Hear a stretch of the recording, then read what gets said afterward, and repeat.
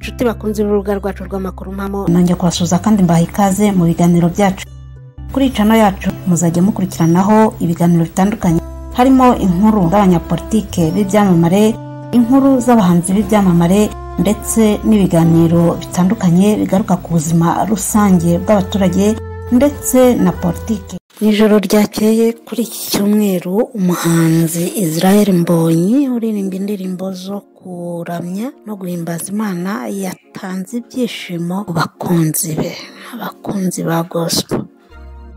Aserutse rero mu myambaro itandukanye, ariko agashya kabaye no ku Israel Mbonyi yaje yambaye umukenyero. Umukenyero rero ni agashya, ni ku nshuro ya mbere asohotse muri ubu buryo. Umuhanzi w'indirimbo zo kuramya no guhimbaza Imana Israel Mbonyi yongeye kugaragaza ko ari umwe mu bahanzi bafite igikundiro cyihariye mu Rwanda, ubwo yamurikaga alubumu ye ya 5 yise Hobe. Igitaramo cyari cyuzuyemo ubusabane, umwuka wera n'amashimwe menshi. Igitaramo cyabereye muri Intare Conference Arena mu ijoro ryo ku cyumweru cya 5 Ukwakira 2025.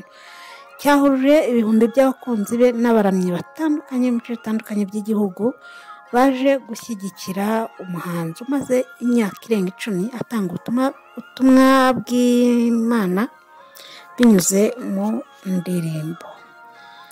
Mu gihe cy'amasaha menshi, Israel Mbonyi yanyuze abitabiriye iyi konseri cyangwa iki gitaramo binyuze mu bihangano bishya bigize alubumu ye yise Hobe, birimo ubutumwa bwo gukomeza kwizera, kwihana no gusubira ku Mana mu buryo bw'umutima.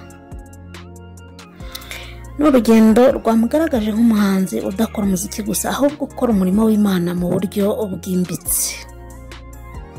Abari aho bagaragaje uyu muhanzi urukundo n'ibyishimo, bamwe baririmbanaga nawe indirimbo yari arimo kuririmba, abandi bagahagarara bakavuza impundu, abandi bakarira amarira y'ibyishimo kubera uburyo ubutumwa bwe bwabakomeje mu byo barimo kunyuramo. Igitaramo cyiswe Hobe Album Launch cyabaye kimwe mu bitaramo by'imbaturamugabo Mbonyi yakoze imyaka ye yose 11 ishize akora umuziki wo kuramya no guhimbaza Imana.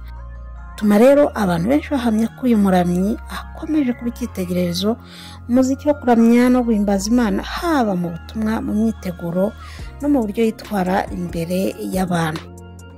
Mu bitabiriye iki gitaramo harimo abafite amazina akomeye mu muziki wo mu Rwanda nka Deben, Coach Gael, Masambi Ntore, Juleson Ntore na Kenny Mugarura uyobora inzu ifasha abahanzi. Hari harimo kandi Alex Dusabe n'umugore we, hanyuma Prosper Nkomezi, Muyoboke Alex, Rene Patrick n'umugore we Tracy Agasaro. Hari kandi n'umuhanzi mu njyana ya gakondo Nyirinkindi Nyasi n'abandi. Deben yitabiriye igitaramo cya Mbonyi nyuma y'uko bakoranye indirimbo zizatuma benshi barushaho kumva ubutumwa bw'Imana mu buryo bushya. Mu gice cya kabiri cy'igitaramo, Mbonyi yatunguye abari aho ubwo yaserukaga yambaye umushanana wa Kinyarwanda. Yari ari kuririmba indirimbo ye yise ngo Uriya. Ibyo byakuruye amarangamutima menshi, aho benshi bavuze ko byari ikimenyetso cy'ubupfura n'ishema ry'umurage nyarwanda mu muziki wo kuramya no guhimbaza Imana. Ababyeyi b'uyu muhanzi nabo bari mu myanya y'icyubahiro, babonye ishema ryinshi cyane kubw'umwana wabo.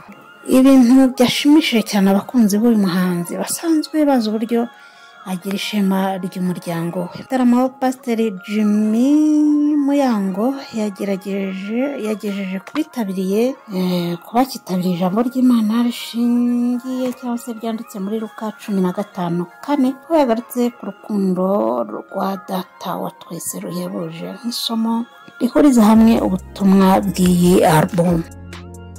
Israel Mbonyi nawe mu ijambo rye yashimiye cyane itsinda rye rimufasha mu muziki, avuga ko abantu b'Imana bamubereye umugisha mu rugendo rwe rwa muzika.